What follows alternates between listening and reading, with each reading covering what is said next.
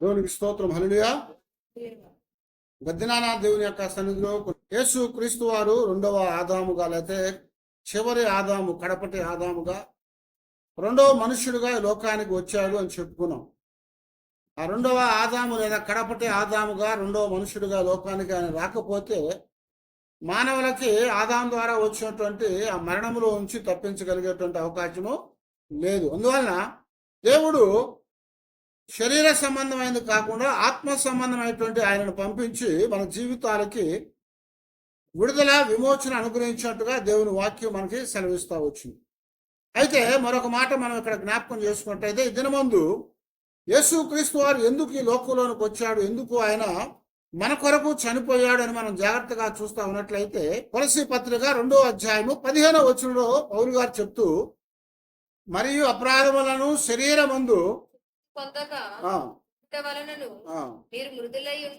మీరు మృతులై ఉండగా దేవుడు రాత రూపకమైన ఆజ్ఞల వలన మన మీద రుణముగాను మనకు విరోధముగాను ఉండిన పత్రమును మేకులతో సిలువకు కొట్టి దాని మీది చేరాతను విడిచివేసి మనకు అడ్డము లేకుండా దానిని ఎత్తివేసి మన అపరాధములన్నిటినీ క్షమించి ఆయనతో కూడా మిమ్మును జీవింప చేసెను. ఆయన ప్రధానులను అధికారులను నిరాయుధులుగా చేసి సిలువ చేత జయోత్సవముతో వారిని పట్టి తెచ్చి ఆహాటముగా వేడుకకు కనుపరిచెను. హల్లెలూయా. అవును గారు ఇక్కడ ఏం చెప్తున్నా అంటే, యేసు క్రీస్తు వారు లోకంలోనికి ఎందుకు వచ్చారు, ఆయన ఎందుకు చనిపోయారంటే, ఆయన మన జీవితాల్లో ఆయన సిలువ ద్వారా విజయాన్ని ఇవ్వాలని ఆయన చనిపోయాడు అంటున్నాడు. సిలువ ద్వారా విజయము. ఇక్కడ జాగ్రత్తగా మనం చూస్తూ ఉంటే, సిలువ అనేది రోమీలు అది ఇన్వెంట్ చేసినటువంటిది, వాళ్ళు రూపించేటువంటిది. నేరస్తుల్ని కఠినమైన శిక్ష విధించడానికి సిలువను రూపించారు. ఆ సిలువ మరణము వేయబడ్డవాడు శాపగ్రస్తుడని రాయబడింది పాత నిబంధనలో, ధర్మశాస్త్రం అందు కూడా, బైబిల్లో అదే మాట చెప్పబడతా ఉంది. అయితే ఆ సిలువ మీద శాపగ్రస్తులు వేలాడతారు, కానీ మన జీవితాల్లో మనము అపరాధముల చేత, పాపముల చేత చచ్చిన వారమై మనము శాపముతో నింపబడి ఉన్నాము. కాబట్టి మన బదులుగా యేసు క్రీస్తు వారు ఆయన మన అపరాధాలని, పాపాలని, మన అతిక్రమాలని, మన శాపాన్ని ఆయన తీసుకొని ఆయన సిలువలోనికి వెళ్ళాడు. శాపగ్రస్తులమైనటువంటి మనము పొందవలసినటువంటి ఆ శిక్షను, ఆ యొక్క బాధంతను కూడా ప్రభువు భరించాడు. అందుకే ఆయన పాపం ఎరుగని ఆయన పాపిగా చేయబడ్డాడని, ఆయన శాపగ్రాహి ఆయను రాస్తున్నాడు. ఇప్పుడు మనము చేయవలసినటువంటి దాన్ని ఆయన చేసి మనకు విడుదల ఇచ్చాడు. ఆ విడుదల ఇవ్వటం ద్వారా అనేకమైనటువంటి గొప్ప కార్యాలు మనం చేశారని ఇప్పుడు దాకా మనం చెప్పుకుంటా వచ్చాం. అన్నిట్లో గుండా విడుదల ఇచ్చిన తర్వాత ఇప్పుడు అన్నిట్లో గుండా విజయాన్ని ఇచ్చాడని చెప్తున్నాడు. అంటే సిలువ చేత విజయోత్సాహముతో వారిని పట్టి తెచ్చి బాహాటముగా వేడుకకు కనపరిచెను అని రాస్తున్నాడు. ఎందుకంటే ఇక్కడ దేవుని లేఖనాల్లో మనకు రాయబడ్డట్లుగా మన జీవితాల్లో మనము దేవునితో ముందుకు సాగుతున్నప్పుడు దేవుని యొక్క జయాన్ని మనం పొందగలుగుతాం. ఆయన ఇచ్చిన విజయాన్ని మనము అనుభవించగలుగుతాము. ఎందుకంటే ఆయన చేసిన కార్యమంతా ఎవరి కోసం చేశారు? మన కొరకే చేశారు. మన కొరకు చేశారు కనుక దానిని మనము అనుభవించమని దేవుడు మనల్ని కోరుతా ఉన్నాడు. అయితే ఇక్కడ సిలువ అనేది శాపం కాదు, కానీ సిలువ అనేది జయమని చెప్తున్నాడు. సిలువ అనేది మన జీవితాలకి శక్తినిచ్చేదని చెప్తున్నాడు. సిలువ అనేది అనేకులకి అది బాధని, ఇబ్బందిని కలిగి చేసింది, కానీ యేసు క్రీస్తు వారి ద్వారా ఆ సిలువ అనేటువంటిది ఏం చేసిందట? మనకు రక్షణ తెచ్చింది, మన జీవితాలకి విజయాన్ని తెచ్చింది, మన జీవితాలకి విడుదల విమోచన కలిగించింది. అది కలిగించి అంటారు కదా, అది దేవుని శక్తి అయి ఉన్నది మనకని చెప్తున్నాం. దేవుని యొక్క శక్తి అయి ఉంది. సిలువ అనేది లేకపోతే విజయం అనేది లేదు. సిలువ లేకపోతే విజయం లేదు. ఎందుకనంటే ఆయన మరణించకపోతే తిరిగి మళ్ళా లెగవలేరు. కనుక ఆయన మరణించాడు కనుక ఆయన తిరిగి మళ్ళా లేచాడు. ఆయన తిరిగి మళ్ళా లేచాడు కాబట్టి అన్నిటిని కూడా ఏం చేస్తాడంటే ఆయన అణచివేశాడు. అన్నిటి మీద జయాన్ని ఆయన పొందాడని చెప్తున్నాడు. కాబట్టి మన జీవితాల్లో మనము ప్రభువుతో పాటు ఆ జయోత్సాహాన్ని అనుభవించడానికి, మన జీవితాలకి ఆ విజయాన్ని ఆ సిలువ ద్వారా ఇచ్చానని చెప్పాడు పౌలు గారు. ఇక్కడ ఆ విజయము సిలువ ద్వారా మనకు కలిగింది. విజయం అనేది ఊరకనే రాదు. పోరాటం అనేది ఉంటేనే విజయము, జయము, అపజయము కలుగుతూ ఉంటుంది. పోరాటం లేకుండా జయాపజయాలు ఉండవు. జయాపజయాలు లేకపోతే ఏమో అందరూ కూడా కలిసి కాంప్రమైజ్ అయిపోతూ ఉంటారు. కలిసి కాంప్రమైజ్ అయిపోతారు అంటే ఏంటంటే సఖ్యపడిపోతూ ఉంటారు అన్నిటికి కూడా. అయితే దేవుడు చెప్తున్నాడు ఇక్కడ, మన జీవితాల్లో మనం పాపంతో సఖ్యపడిపోయాము, మన జీవితాల్లో అపరాధాలతో సఖ్యపడ్డాము, మన జీవితాల్లో మనము అనేకమైనటువంటి దేవునికి వ్యతిరేకమైన వాటితో సఖ్యపడ్డాము. కాబట్టి వాటితో సఖ్యపడ్డాం కనుక వాటితో కలిసి మనము జీవించాం. అందుకని పౌలు చెప్తున్నాడు కూడా, ఎఫెసీయులకు రాసిన పత్రం ఉంటాడు, మీరు మునుపు ఈ లోక ధర్మము చొప్పున నడుచుకున్నారు. ఏం చేస్తామంటే మునుపు ఈ లోక ధర్మము చొప్పున మనం నడుచుకున్నాము అని చెప్తున్నారు. ఈ లోక ధర్మము చొప్పున మనం నడుచుకున్నాం కాబట్టి మన జీవితాల్లో దైవకమైంది లేకుండా పోయింది. ఎందుకని? దేవుడు వేరు, లోకం అనేది వేరు.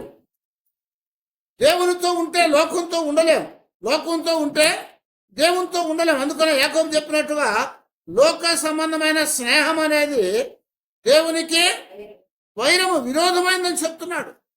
లోకంతో స్నేహం చేసామంటే దేవునితో స్నేహము చేయలేం. కారణం ఏంటంటే లోకం అనేది ఎవరి చేతుల్లో ఉంది? సాతాను చేతుల్లో ఉంది. అందుకనే ప్రభు చెప్పాడు, ఈ లోక అధికారి అని చెప్తున్నాడు. ఈ లోక అధికారి అనేవాడు ఒకడు ఉన్నాడు. ఈ లోక అధికారి అనేవాడు ఒకడు ఉన్నాడు. వాడు వచ్చి మనందరం కూడా వాడి ఆధీనంలో ఉంచుకున్నాడు. అయితే ఇప్పుడు వాడి ఆధీనంలో ఉన్నాం కనుక దేవునితో సహవాసం చేయలేకపోయాం. దేవునితో సహవాసం చేయలేకపోయాం కనుకనే యేసు ప్రభువు లోకంలోకి వచ్చి మనతో, అంటే మన జీవితాల్లో ఉన్నటువంటి సమస్తాన్ని కూడా ఆయన భరించి ఆ సిలువకు అప్పగించేశాడు. అదే మాట ఇక్కడ పౌలు గారు చెప్పాడు. ఏమని చెప్తున్నాడు? దేవుడు విధిరూపకమైన ఆజ్ఞ వలన మన మీద రుణముగాను మనకు విరోధముగాను ఉండిన పత్రమును మేకులతో సిలువకు కొట్టి దాని మీద చేరాతను తుడిచివేస్తాను చెప్తున్నాడు. మనకి విరోధంగా, మనకి వ్యతిరేకంగా, మన మీద రుణముగా విధి రూపంగా ఉన్నా అన్నాడు. ఆదాము చేసినటువంటి పాపాన్ని మనం కూడా చేశాము. అది అంతా కూడా విధి రూపకంగా మన మీద ఆజ్ఞ వలన కలిగింది. అది అయితే ఆ విధి రూపంగా మన మీద ఆజ్ఞ వలన కలిగినటువంటి ఆ రుణాన్ని, విధి రూపంగా కలిగినటువంటి రుణాన్ని, దేవునికి విరోధంగా ఉన్నటువంటి ఆ పత్రాన్ని అంతటిని కూడా మేకులతో సిలువకు ఆయన కొట్టివేశాడు. ఆ సిలువకు కొట్టివేశాడు. కాబట్టి ఇప్పుడు ఏమైందంటే మనము ఆ రుణములోంచి విడిపించబడ్డాము. విధి రూపకమైనటువంటి ఆజ్ఞల్లో నుంచి మనము విడిపించబడ్డాము. ఇప్పుడు మృతులైనటువంటి వారు ఏం చేయబడ్డామట? దేవుని యొక్క సన్నిధిలో జీవింప చేయబడ్డాము. దేవుని సన్నిధిలో జీవింప చేయబడ్డాము. కనుక ఆ జీవం అనేది ఎలాగొచ్చిందా అంటే, ఆ జీవం అనేది ఎలాగొచ్చిందట? యేసు క్రీస్తు వారు సిలువలో చనిపోవటం ద్వారా, ఆయన సిలువలో చనిపోవటం ద్వారా మన జీవితాలకి ఆయనలో ఉన్న జీవాన్ని మనకిచ్చి మన యొక్క ఆ పాపాన్ని, శాపాన్ని, మరణాన్ని ఆయన తీసుకున్నాడు. కాబట్టి ఇప్పుడు సిలువ ద్వారా మనకు దేవుడు ఏమిచ్చాడయ్యా అంటే విజయాన్ని ఇచ్చాడు అని చెప్తున్నాడు. ఆ విజయాన్ని ఇవ్వటానికి ఏం చేశాడంటే ఆయన ఇక్కడ ఉన్నాడు కదా, ఆయన ఆత్మ సంబంధమైనటువంటి ఒక యుద్ధాన్ని చేశాడు. ఆయన విజయం కావాలంటే యుద్ధం కావాలి, పోరాటం అనేది కావాలి. ఆ విజయం అనేది ఎలాగొచ్చింది? ఊరకనే రాలేదు, పోరాటం జరిగింది. సాతాను దేవునికి మధ్యలో పోరాటం జరిగింది. ఎందుకంటే ఆదాము అవ్వలుగా ఏదైనా తోటలో మొదటి మానవుడు సృజించబడినప్పుడు అక్కడి నుంచే సాతాను వ్యతిరేకంగా పోరాటం ప్రారంభం చేసింది. దేవుని మాట వినకుండా, దేవుని యొక్క ఆజ్ఞలో నడుచుకోకుండా ఆ మొదటి మనుషులైనటువంటి వారిద్దరిని కూడా ఏం చేసిందట? పాపానికి గురి చేసింది. అప్పటి నుంచి కూడా ఏమవుతుంది? పోరాటం అనేది జరుగుతూనే ఉంది. ఎవరికి? ఆత్మ సంబంధమైన దానికి, శరీర సంబంధమైన దానికి, దేవునికి వ్యతిరేకమైన దానికి, లోకానికి దేవుని యొక్క ఆత్మ సంబంధమైన దానికి పోరాటం జరుగుతూ ఉంది. అందుకని పౌలు రోమాపత్రికలో చెప్పినట్టుగా నా శరీరంలో 2 నియమాలు ఉన్నాయి అంటాడు. ఒకటి ఆత్మ సంబంధమైన నియమము, మరొకటి శరీర సంబంధమైన పాప సంబంధమైన నియమం. ఒకటేమో ఆత్మ సంబంధమైన నియమము, మరొకటి పాప సంబంధమైన నియమము. ఈ 2 కూడా నన్ను లాగుతా ఉన్నాయని 7వ అధ్యాయంలో రోమపత్రికలో చెప్తా ఉంటాడు. ఇందువల్ల మన జీవితాల్లో ఇప్పుడు దేవుని సంబంధమైన నియమము గెలవాలంటే పాప సంబంధమైన నియమాన్ని ఓడించాలి. అది ఓడించడం మన వల్ల కాలేదు. అందుకే ప్రభు వచ్చి ఆ సిలువలో మన పాపాన్ని, మన రుణాన్ని, విధిరూపకమైన ఆజ్ఞ అన్నింటినీ కూడా ఏం చేశాడంట? సిలువలో మేకులతో కొట్టాడు. అది కొట్టి ఇప్పుడు సాతాను రాసినటువంటి ఆ చేరాతను అంతను కూడా ఏం చేస్తాడంట? ఆయన తుడిచివేశాడు. ఆ చేరాతను తుడిచివేసి మన కొరకు ఆయన మేకుల మీతో ఆయన వేలాడాడు అని జ్ఞాపకం చేస్తున్నాడు. ఆయన వేలాడు ఏం చేస్తాడంట? మనకు అడ్డము లేకుండా దానిని ఎత్తివేసి మన అపరాధములన్నిటిని కూడా క్షమించి ఆయనతో కూడా మనం జీవింప చేశాడు అని చెప్తున్నాడు. అది చేయటానికి పోరాటం జరిగింది, ఆత్మీయ పోరాటం. ఈ పోరాటంలో జయం పొందటానికి యేసుక్రీస్తు వారు మన పక్షాన పోరాడాడు. మనం పోరాడలేకపోతున్నాము, కానీ ఆయన మన పక్షాన పోరాడాడు. అందుకనే ఎఫెసు పత్రికలో 6వ అధ్యాయంలో 12వ వచనం జ్ఞాపకం చేస్తూ ఉంటాడు. 11 నుంచి కూడా చదువుతాము. మీరు అపవాది తంత్రములను ఎరిగి ఉండుటకు శక్తివంతులగునట్టు దేవుడిచ్చు సర్వాంగ కవచమును ధరించుకొనుడి. ఎలాగనగా మనము పోరాడునది శరీరాలతో కాదు, కానీ ప్రధానులతోనూ అధికారులతోనూ ప్రస్తుత అంధకార సంబంధులకు లోకనాథులతోనూ ఆకాశ మండలమందు ఉన్నటువంటి దురాత్మల సమూహముతోనూ పోరాడుచున్నాము అని జ్ఞాపకం చేస్తున్నాడు. ఎంతో పోరాడుతున్నామట? దురాత్మల సమూహాలతో మనం పోరాడుతూ ఉన్నాం. ఆ దురాత్మల సమూహాలతో మనం పోరాడుతున్నాం కాబట్టి ఆ పోరాటం మనం జయించలేకపోతున్నాం కనుక ఆయన వచ్చి మన పక్షాన పోరాటం చేశాడు. ఆయన వచ్చి ఇక్కడ అధికారుల్ని ఏం చేస్తాడంట? అధికారులను, మరి శక్తులను, లోకనాథుల్ని ఆయన అణచివేశాడు. ఆయన అణచివేసి ఇప్పుడు మనం పోరాడేటువంటి ఆ శక్తులతో ఆయన పోరాడి వాటి మీద మనకి జయాన్ని ఇచ్చాడు అని చెప్తున్నారు. వాటి మీద జయమిచ్చాడు. వాటి మీద జయమిచ్చి వాటి యొక్క శక్తి అంతటిని కూడా, వాటి యొక్క బలమంతటిని కూడా తీసివేశాడు.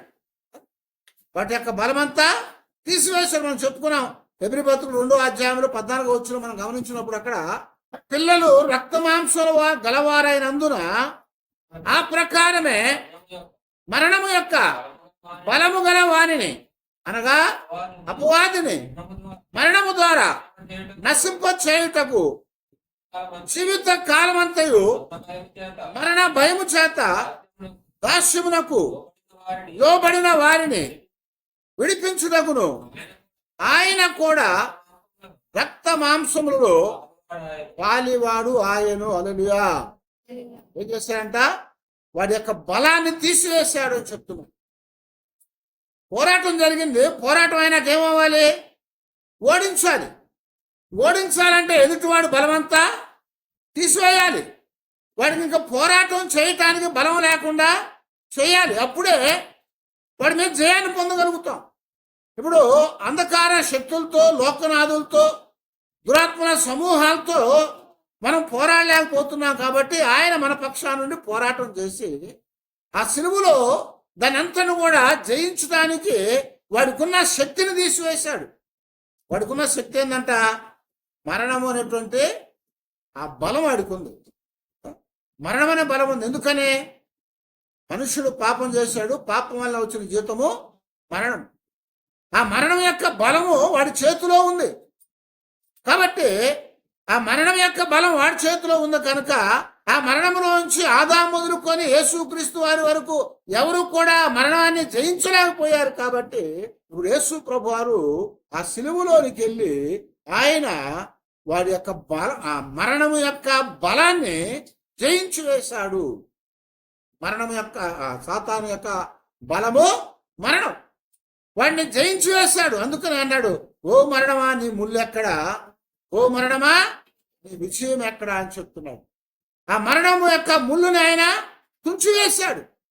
మరణపు ముళ్ళు తుంచివేశాడు. ఇప్పుడు దానికి జయం లేదు, దానికి విజయం లేదు. ఎందుకంటే దాని శక్తి అంతను కూడా ఆయన తీసివేశాడు. దాని శక్తిని ఆయన తీసివేశాడని చెప్తున్నాడు. ఇప్పుడు తీసివేసిన తర్వాత మన జీవితాల్లో మనము దేవునితో జయాన్ని పొందటానికి ఆయన ఆ శక్తిని అంతను కూడా విడుదల కలిగించాడు. ఆ మరణం యొక్క బలము గలవాని యొక్క శక్తిని తీసివేయకపోతే మనం మరణంలో నుంచి బయటికి విడిపించబడలేం కదా. మరణం నుంచి బయటకు రాగలుగుతామా? రాలేము. అందుకని ఆదాము మొదలుకొని యేసుక్రీస్తు వారి వరకు అందరూ కూడా ఏమయ్యారు? చనిపోయారు. చనిపోయిన వారు ఎవరైనా లేచారా? పునరుద్ధానమయ్యారా? ఎవరు లేదు. కారణం ఏంటంటే ఆ సాతాను అనగా మరణము యొక్క బలము గలవాడు శక్తివంతుడయ్యాడు మానవుడు కంటే కూడా. అందువలన ఆదాము మొదలుకొని ప్రభువారి వరకు, క్రీస్తు వారి వరకు ఎవ్వరూ కూడా దాన్ని జయించలేకపోయారు. కనుక ఇప్పుడు ఆయన సిలువలోనికి వెళ్ళి దాన్ని జయించవలసి వచ్చింది. ఎందుకు అంటే ఆదికాండము 3వ అధ్యాయం 15వ వచనంలో దేవుడు అక్కడ ఒక వాగ్దానాన్ని ఇచ్చాడు. మరియు నీకును స్త్రీకిని నీ సంతానమునకును ఆమె సంతానమునకును వైరము కలుగు చేసేదను, అది నిన్ను తల మీద కొట్టును, నీవు దానిని మడిమ మీద కొట్టెదవు అని చెప్పాను అని చెప్తున్నాడు. ఇక్కడ వైరాన్ని కలుగు చేశాడు. ఎందుకట? దేవుడు మాట కాదని ఎవరు మాట ఉన్నారు? సాతాను మాట ఉన్నారు, అపవాది మాట ఉన్నారు, దేవునికి వ్యతిరేకమైనటువంటి వాని యొక్క మాట విన్నారు. అందువలన ఇప్పుడు వారు దేవుని సంబంధమైనటువంటి శక్తి అంతను కూడా కోల్పోయారు. దేవుని శక్తి పోయింది కాబట్టి ఇప్పుడు వాళ్ళ మీద సాతానుకున్నటువంటి బలం ఎక్కువైపోయింది. సాతానుకున్న శక్తి ఎక్కువైపోయింది. అందుకని వారు సాతాన్ని జయించలేక పోయి ఏం చేశారు? వాళ్ళు చెట్టు చాటున దాక్కుండిపోయారు. అయితే ఇక్కడ అప్పుడు దేవుడు చెప్తా ఉన్నాడు, ఒక వాగ్దానం చేశాడు. ఆ సర్పంతో మాట్లాడుతూ, స్త్రీతో మాట్లాడుతూ ఏమన్నాడంటే, ఇదిగో నీకును నీ సంతానానికి, స్త్రీకిని స్త్రీ సంతానానికి ఇద్దరికి నేను వైరం కలుగు చేస్తాను. వైరం కలుగు చేస్తాను. స్త్రీ సంతానం అంటే ఎవరు? స్త్రీ సంతానం అంటే యేసుక్రీస్తు వారు. బైబిల్లో మనము వంశావళులు చూస్తూ ఉంటే వంశావళులు ఏమని రాస్తూ ఉంటే ఆదాము కయ్యూను కన్నాడు కదా, కయ్యూను కన్నాడు. ఆ తర్వాత ఆదాము షేతును కనెను, షేతు ఎనోషును కన్నాడు, ఎనోషు కైనానును కనెను, కైనాను మహలేలును కన్నాడు, మహలేలు యెరోదును కనెను. చాలు. ఇక్కడ ఎవరెవరు కన్నారట? అలా పురుషులు కన్నారట. ఇలాగా పురుషులు కన్నట్టుగా బైబిల్లో రాయబడతా వచ్చింది. అంటే పురుషులు కనలేదు కానీ పురుషుల ద్వారా కనబడ్డారు వాళ్ళు. అందుకనే పురుషుల ద్వారా కనబడ్డారు వాళ్ళు. అందుకనే పురుష ఆధిక్యత అనేది చూపించబడింది. కాబట్టి అందరూ కూడా ఎవరయ్యా అంటే పురుష సంతానం. కానీ స్త్రీ సంతానం ఎవరు? యేసు ప్రభు వారు. ఎందుకనంటే యేసు ప్రభు వారు పురుష సంబంధమైనటువంటి సంబంధం లేకుండా పరిశుద్ధాత్మ ద్వారా ఆయన జన్మించాడు. అందుకనే ఆయన ఎవరయ్యా అంటే స్త్రీ సంతానం అని చెప్పాడు ఆది కాండంలోనే. యేసు ప్రభు వారు స్త్రీ సంతానం అనగా యేసు ప్రభు వారు. మిగిలిన మనుషులందరూ కూడా లోకంలో ఎవరట? పురుష సంతానమే. అందుకొరకే దేవుడు చెప్తున్నాడు ఆయన స్త్రీ సంతానము అని పిలువబడుతున్నాడు. కాబట్టి ప్రభు ఏం చెప్పాడంటే అక్కడ ఏదైనా తోటలో సర్పంతో నీకు నీ సంతానానికి స్త్రీ సంతానానికి నేను వైరాన్ని పెడతాను. ఆ వైరంలో నీవేం చేస్తావట? స్త్రీ సంతానం యొక్క మడమ మీద కొడతావు. స్త్రీ సంతానం యొక్క మడమ మీద కొడతావు. అయితే స్త్రీ సంతానం ఏం చేస్తాడా? నీ శిరస్సు మీద కొడుతుంది, చిత కొడుతుంది. నీ శిరస్సును చిత కొట్టు. పాము, సర్పం అంటే ఎవరు? పాము. సాతాన్ అంటే ఎవరు? పాము కదా. అయితే ఇప్పుడు సాతాన్ అనేది పాములోకి వచ్చి వారి దగ్గరకు వచ్చింది. ఆ పాము అనేది ఎక్కడ కరుస్తుంది ఎక్కువగా? పాము ఎప్పుడు కరిసినా కానీ కాళ్ళకైనా కరుస్తుంది కదా. గిలకల దగ్గర నుంచి కరుస్తూ ఉంటుంది ఎక్కువగా, అది అక్కడే కరుస్తుంది. కానీ ఇప్పుడు అదే మడాల మీద కరిసేటువంటి ఆ పాముని, సాతానుని, దాని శిరస్సుని ఎవరు చితుకు కొడతారట? స్త్రీ సంతానం చితుకు కొడుతుంది.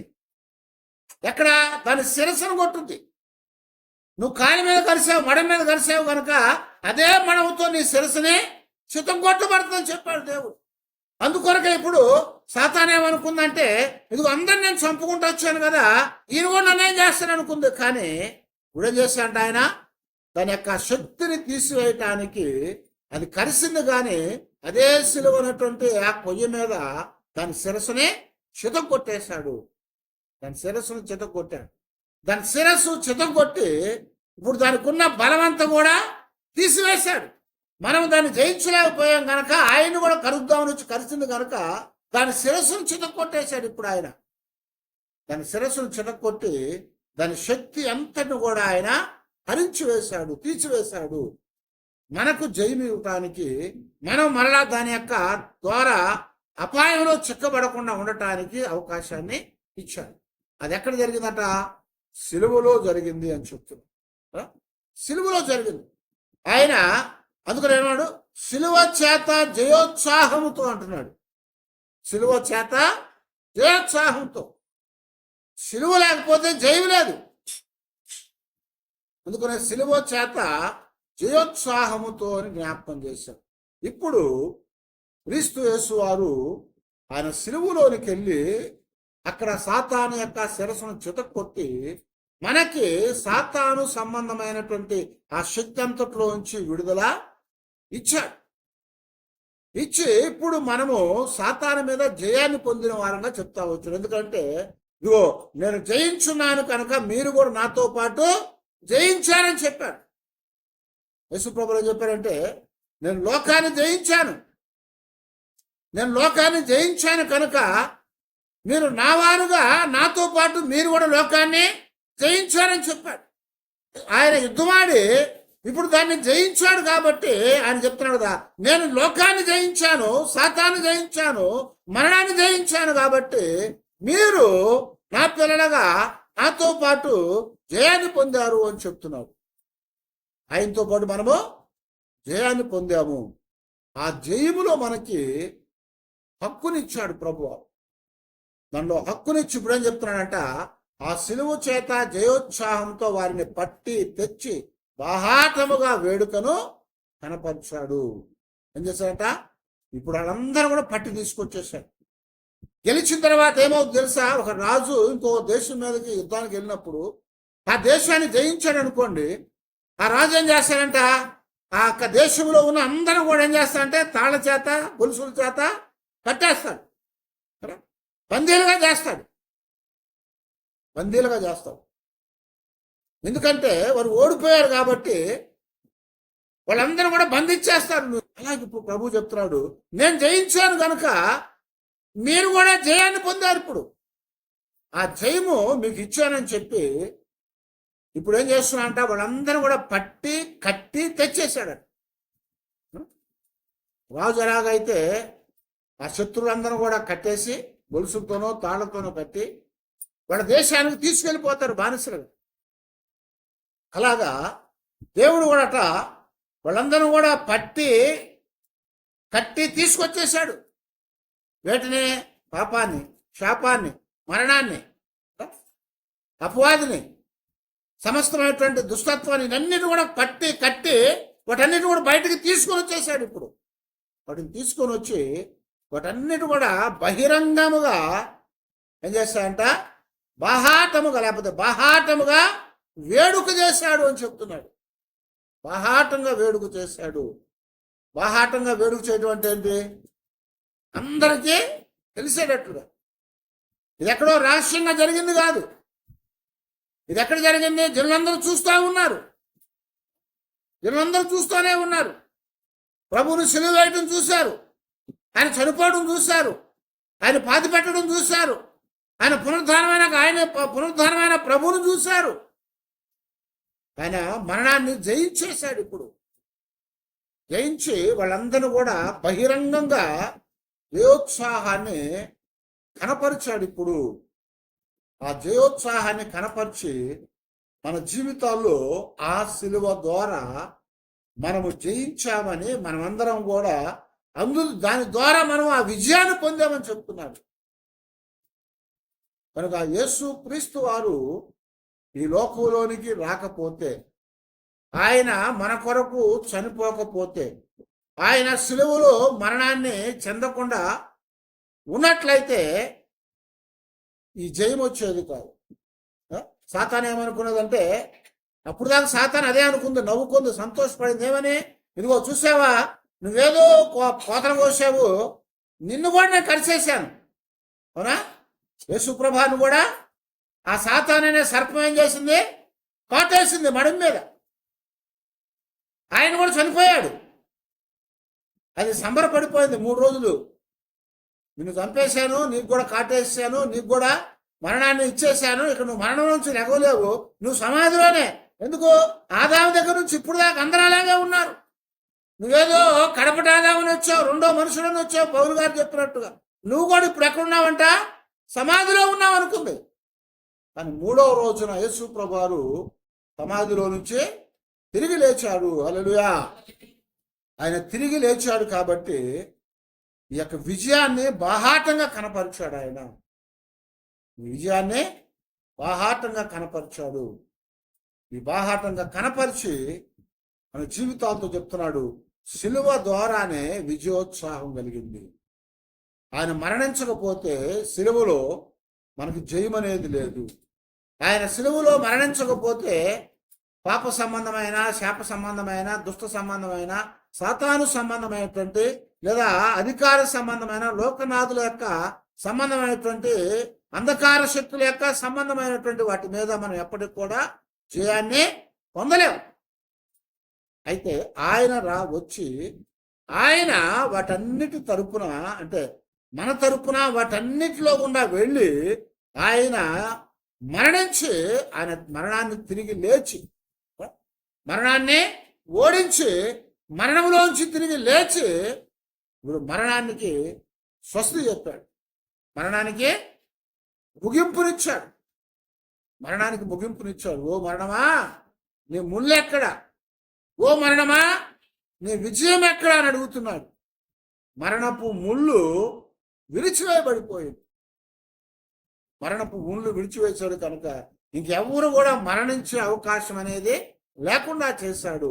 అందుకనే యేసు క్రీస్తు వారు చనిపోయి తిరిగి లేచినాక మనం అందరం కూడా ఏమవుతామంట? క్రీస్తునందు నిద్రిస్తాము.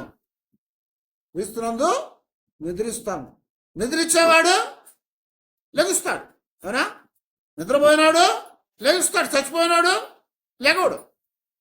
అందుకొరకే మరణాన్ని జయించి ఆ సిలువ ద్వారా జయోత్సాహాన్ని కనపరిచి మనందరికి కూడా విజయాన్ని ఇచ్చాడు. దానిని బాహాటంగా తెచ్చి వేడుకగా ఆయన కనపరిచి ఆయన మన జీవితాలకు కావాల్సినటువంటి ఆ కృపనిచ్చాడు. అందుకొరకే ఆయన శిలువ ద్వారా మనకి జయము కలిగింది. ఆయన శిలువ ద్వారా మనకి విజయం వచ్చింది. ఆయన శిలువ ద్వారా మనము ఆయనతో పాటు మరి ఆనందించడానికి, సంతోషించడానికి, మరి ఉత్సాహించడానికి, ఊరేగించబడటానికి దేవుడు ఆయన కృప మనకు అనుగ్రహించాడు అని ఇక్కడ జ్ఞాపకం చేస్తున్నాను. అందువలన ఎల్లప్పుడూ కూడా మన జీవితాల్లో మనము ప్రభువుతో పాటు మనం సంతోషంతో, ఆనందంతో ముందుకు సాగేటట్లుగా దేవుడు ఆ విజయం మనకి ఇచ్చాడు. కాబట్టి ఆయన ద్వారా మనం పొందినటువంటి ఆ విజయాన్ని బట్టి ఆ జయోత్సాహంలో మనం కూడా పాలు పొంది ప్రభువుని మనం మహింపరచాలి. జయమిచ్చిన ఆ ప్రభువుని మనం ఎల్లప్పుడూ కూడా జ్ఞాపకం చేసుకొని ఆ ప్రభువుని మనం మహింపరుస్తూ ఆ ప్రభువులో మనం ముందుకు సాగుదాం. అలాంటి కృప దేవుడు మనకు అనుగ్రహించి, నడిపించి, బలపరిచి ఎల్లప్పుడూ ఆయన పొందినటువంటి ఆ జయము మనము కూడా కలిగినటువంటి వారమై ప్రభువుతో ఆనందిద్దాం. దేవునికి ప్రార్థన చేసుకుని అందరూ తల ఉంచి ప్రార్థన చేసుకుంటాం.